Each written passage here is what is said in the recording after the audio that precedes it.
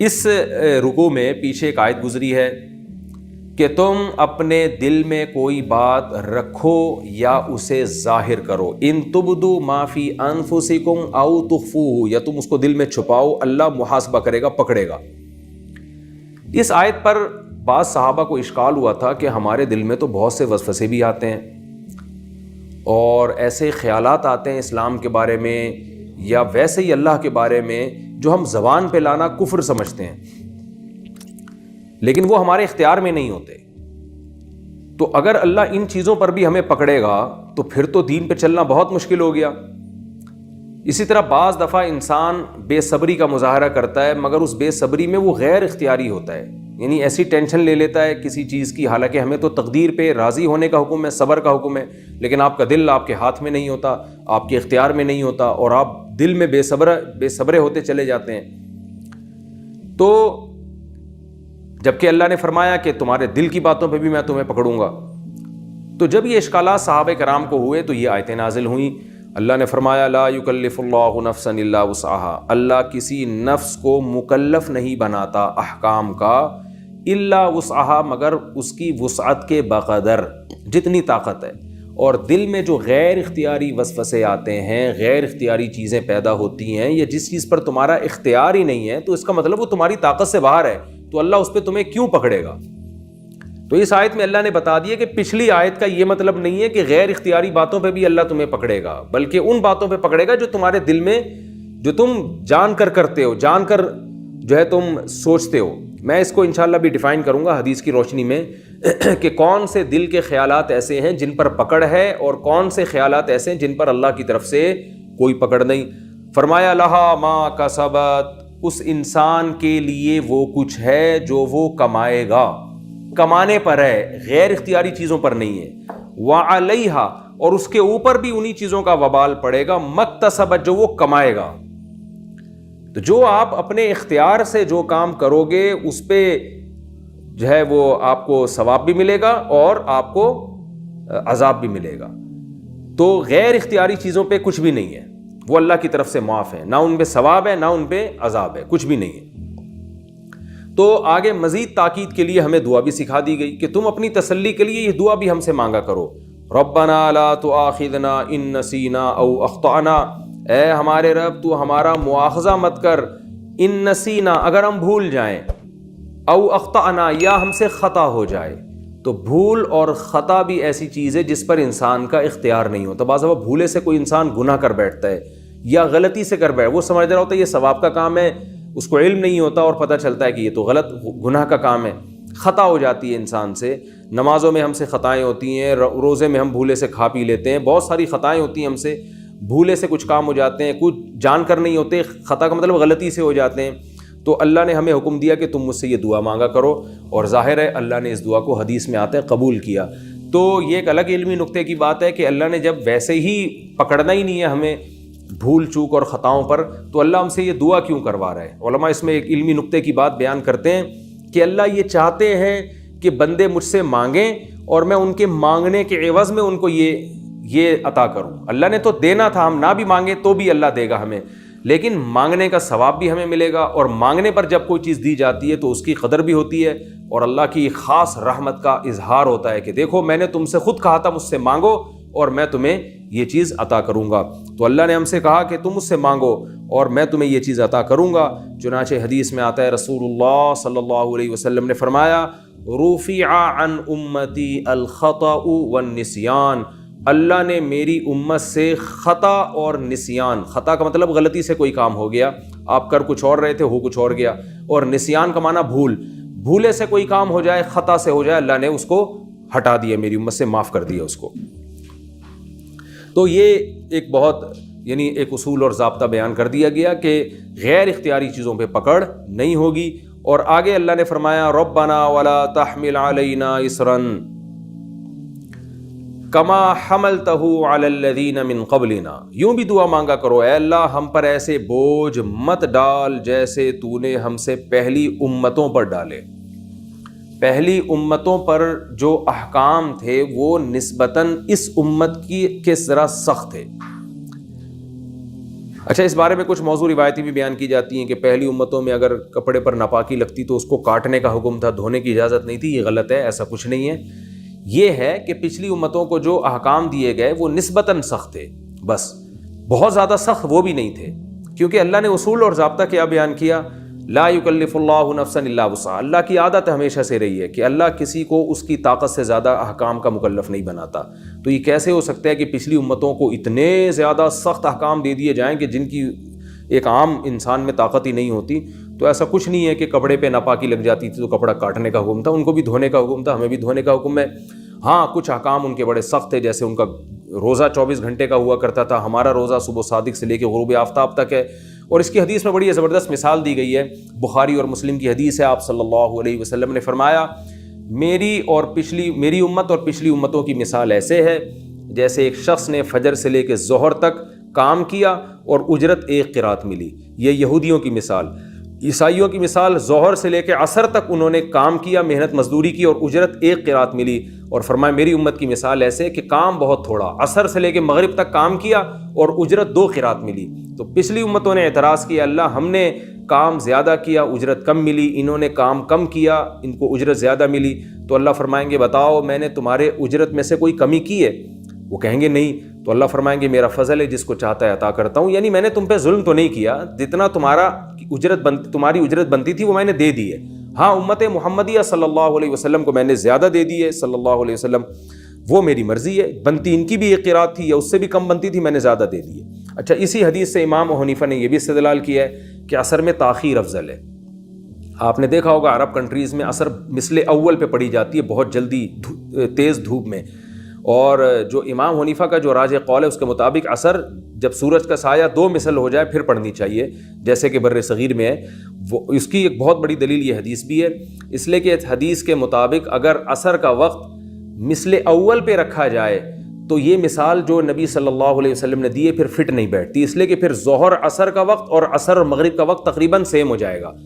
تو پھر عصر اور مغرب کے وقت شارٹ نہیں ہوگا. مثال تو حدیث میں یہ دی جا رہی ہے نا کہ امت محمدیہ نے عصر سے مغرب تک محنت کی.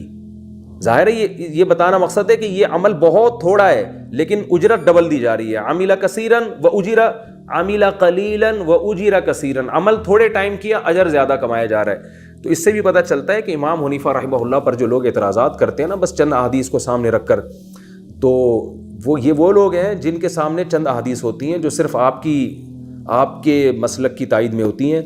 آپ ابو حنیفہ رحمہ اللہ تعالیٰ کی فقاہت اور دور اندیشی تک آپ پہنچے نہیں ہوتے. تو افضل وقت عصر کا یہی ہے جس پہ یعنی عصر کو تھوڑا سا ٹھنڈا کر کے پڑھا جائے. بہت زیادہ تاخیر، سورج کی تیزی ختم ہو جائے، وہ مکروہ ہے، احادیث سے اس کی کراہت ثابت ہوتی ہے. تو یہاں اللہ نے فرمایا کہ تم یوں دعا مانگا کرو کہ پچھلی امتوں پر جو تو نے شاق احکام دیے تھے اللہ وہ ہم پر نہ دے. اور یہ دعائیں اللہ نے قبول کی ہیں. ربنا ولا تحملنا ما لا طاقت لنا بھی، اور اللہ ہم پر ایسا بوجھ مت ڈال جس کی ہم میں طاقت نہ ہو. یہاں بوجھ سے مراد مفسرین بیان کرتے ہیں دنیا اور آخرت کی سزا کا بوجھ ہے. پچھلی امتوں پر سزائیں بھی بہت سخت آئی ہیں. بنی اسرائیل کو حکم دیا گیا تھا کہ ہفتے کے دن مچھلی کا شکار نہ کریں، انہوں نے کیا، اللہ نے ان کو بندر اور خنزیر بنا دیا. تو یہ جو سخت بوجھ ہے یعنی سخت سزائیں ہیں، اے اللہ تو ہم پر یہ نہ ڈال. جیسے بنی اسرائیل نے بچھڑے کی عبادت کی تھی تو کیا سزا ملی تھی؟ جنہوں نے عبادت نہیں کی وہ قتل کریں گے ان لوگوں کو جنہوں نے عبادت کی ہے.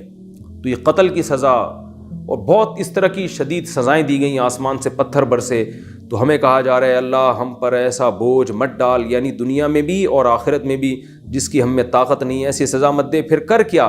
واعف عنا، اللہ معاف کر دے ہمیں. اگر ہم سے غلطی کوتاہی ہو جائے، واعف عنا، درگزر کر، واغفر لنا، اور ہماری مغفرت کر. درگزر کا مطلب ہوتا ہے چشم پوشی سے کام لینا، کہ شدید ترین سزا نہ دینا. اب اس میں احتمال تھا کہ شاید تھوڑی سی سزا مل جائے، تو ہمیں کہا جا رہا ہے واغفر لنا، اللہ بالکل معاف کر دے، سزا ہی نہ دے ہم کو. ورحمنا، اور ہم پر رحم بھی کر، یعنی اضافی رحمت بھی کر ہمارے اوپر. کیسی بہترین دعا ہے کہ اللہ تو جس کو آج واعف عنا کو ہم آج کی زبان میں کہیں گے، جس کو انگلش میں کہتے ہیں نا اگنورینس کا جو ترجمہ بنتا ہے وہ پورا واعف عنا کا، نظر انداز. یعنی کہتے ہیں نا جانے دو یار اس کو، پنجابی میں کہتے ہیں چھڑو پرے، مٹی پاؤ، یہ الفاظ آج کل استعمال ہوتے ہیں. واعف عنا، اللہ درگزر کر دے، واغفر لنا، اور ہمارے گناہوں کو مٹا بھی دے، معاف بھی کر دے، یعنی ان کے نشانات بھی ختم کر دے، ان گناہوں کے جو اثر مرتب ہوتا ہے ہر طرح سے اس اثر کو ختم کر دے. وارحمنا، اور ہم پر الگ سے اضافی رحمت بھی کر.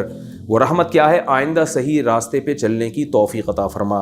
انت مولانا. اب سوال پیدا ہوتا ہے بھائی تم اللہ سے اتنی دعائیں کیوں مانگ رہے ہو کہ وہ تمہارے گناہوں پہ معافی بھی کرے تمہیں اور سزا بھی نہ دے اور اضافی تم پر رحمتیں بھی نازل کر؟ تو ہمیں ہی اللہ سکھا رہے ہیں کہ یہ اس لیے کہ تو، اللہ کہتے ہیں تم مجھے یہ واسطہ دیا کرو، انت مولانا، تو ہمارا دوست ہے. تو جو دوست اور ولی ہوتا ہے، محبوب ہوتا ہے، وہ تو سامنے والے کی خیر خواہی سوچتا ہے. وہ تو جیسے ماں باپ اپنے بچے کی غلطی پہ چاہتے ہیں کہ اس کو ہم معاف بھی کریں اور اس کی اصلاح بھی کریں، تو اللہ تو ہمارا دشمن نہیں ہے، ہم تیرے دشمن نہیں ہیں. ہم تو یعنی وہ کچھ نہیں ہونے چاہیے جو یہود و نصارہ نے کیا، جو تیرے منکر تھے، جنہوں نے تیرے پیغمبروں کا مذاق اڑایا. ہم تو تیرے ماننے والے اور تیرے چاہنے والے ہیں. تو ہمارے ساتھ وہ معاملہ کر جو ایک دوست اور کارساز دوستوں کے ساتھ کرتا ہے. انت مولانا، اے اللہ تو ہمارا دوست ہے. فانصرنا علی القوم الکافرین، تو اپنے دشمنوں کے خلاف بھی ہماری مدد کر، اور ہمیں دین پر چلنے میں جو اسلام دشمن قوتیں رکاوٹ بن رہی ہیں تو ہمیں اس میں سپورٹ کر. اگر تو ہماری غلطیوں پہ ہمیں سزا دے گا ہم تو اور پس جائیں گے، تیرے دشمن اور زیادہ غالب آ جائیں گے. تو ہمارے ساتھ وہ معاملے نہ کر جو تو اپنے دشمنوں کے ساتھ معاملات کرتا ہے، ہمارے ساتھ دوستوں والے معاملات کر. کتنی زبردست آیت ہے جس پر اس سورہ بقرہ کو ختم کیا گیا. اور اللہ سے دعا ہے کہ اللہ تعالیٰ اس صورت میں ہم نے جو کچھ پڑھا اور سنا، اللہ اس کے تقاضوں پر ہمیں عمل کی توفیق عطا فرمائے. میں چند علمی نکات جلدی مختصراً بیان کر دیتا ہوں. یہ جو آیت میں اللہ تعالیٰ نے ارشاد فرمایا کہ جو دل کے ارادے ہیں اللہ اس کو پکڑے گا، تو حدیث میں اس کی 3 قسمیں بیان کی گئی ہیں. حدیث میں آتا ہے، آپ صلی اللہ علیہ وسلم نے فرمایا جب کوئی بندہ کسی گناہ کا ارادہ کرتا ہے تو اس پہ گناہ نہیں لکھا جاتا جب تک کہ وہ گناہ کر نہیں لیتا. لیکن نیکی کا اگر ارادہ کرتا ہے تو ارادے پہ 1 نیکی لکھی جاتی ہے، اور اگر کر لے گا تو 10 نیکیاں لکھی جائیں گی. اور آپ نے فرمایا گناہ کا ارادہ کرنے پر لکھا بھی نہیں جاتا، اور اگر اس ارادے سے پیچھے ہٹ جائے تو الٹا اور نیکی لکھی جاتی ہے. یہ حدیث میں آتا ہے. لیکن دوسری احادیث سے اور قرآن کی ان آیتوں سے اتنا پتہ چلتا ہے کہ ایک ہوتا ہے ارادہ اور ایک ہوتا ہے عزم. تو عزم پر گناہ ملتا ہے، ارادے پر نہیں ملتا. عزم کہتے ہیں اتنا مضبوط ارادہ کہ اگر اس گناہ تک پہنچنے کی رکاوٹوں کو ختم کر دیا جاتا تو آپ گناہ کر لیتے. تو اس عزم پہ گناہ ملتا ہے. اور اس عزم کے بعد اگر آپ کو گناہ کا موقع نہ ملے اور آپ مر جائیں تو آپ انہی گناہ گاروں کی فہرست میں شامل ہوتے ہیں.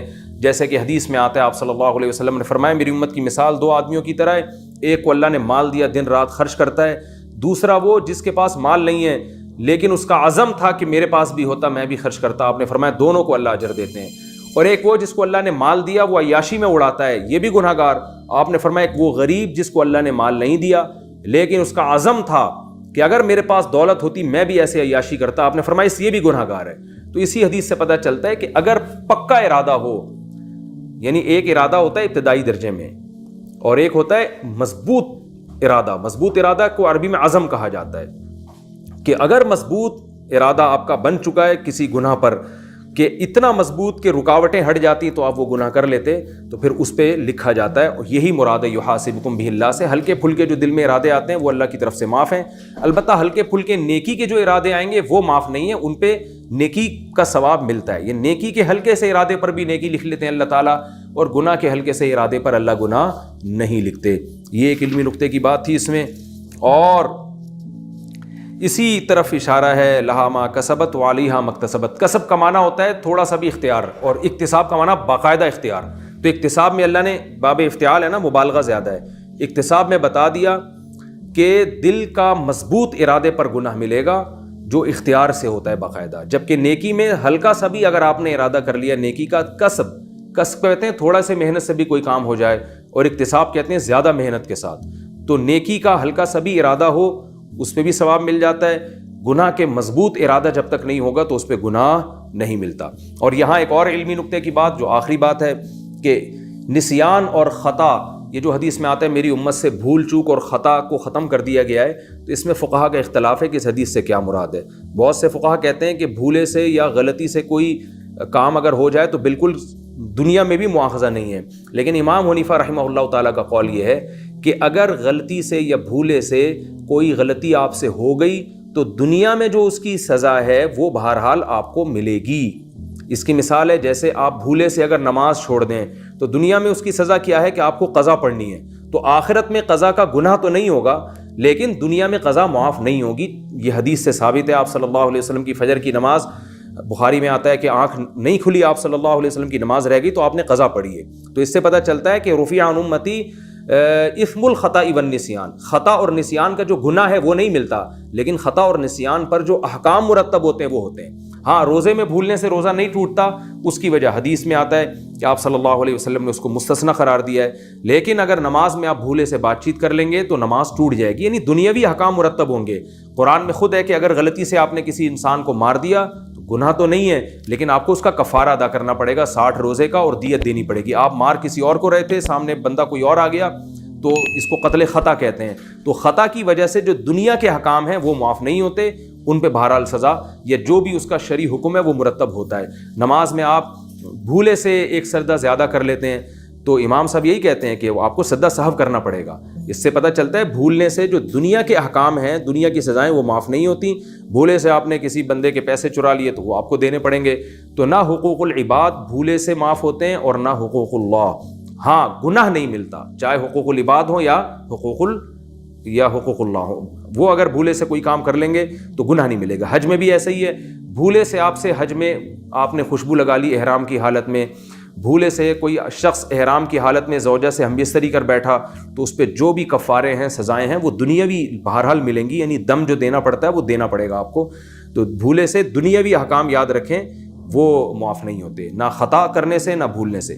ہاں، آخرت کی سزائیں اللہ نے معاف کر دی ہیں۔